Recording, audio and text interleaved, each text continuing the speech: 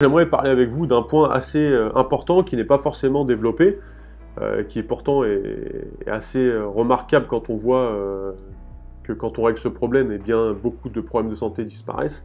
C'est justement ce lien avec les émotions et justement les problèmes de maux de ventre.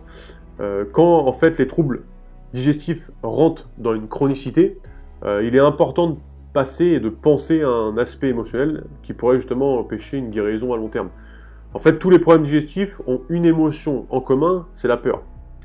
Et les personnes ayant des problèmes digestifs peuvent présenter un problème d'estime de soi masqué par l'excès dans leur comportement. C'est-à-dire qu'ils vont trop travailler, ils vont trop sortir, ou encore ils vont trop manger par exemple. Et ça peut aussi se manifester par des comportements matérialistes, comme le besoin de toujours posséder plus, la plus grosse maison, la plus belle voiture, etc. Et ils ont simplement besoin de trouver dans leur vie des sources de joie et d'épanouissement.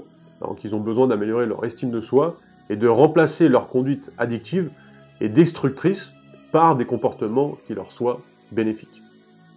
J'ai un guide dans la description qui va vous aider et voilà pourquoi je veux que vous le suiviez.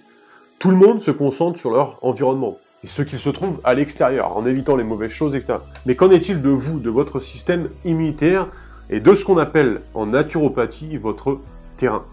L'objectif est de mieux tolérer et résister à notre environnement en renforçant votre propre système immunitaire.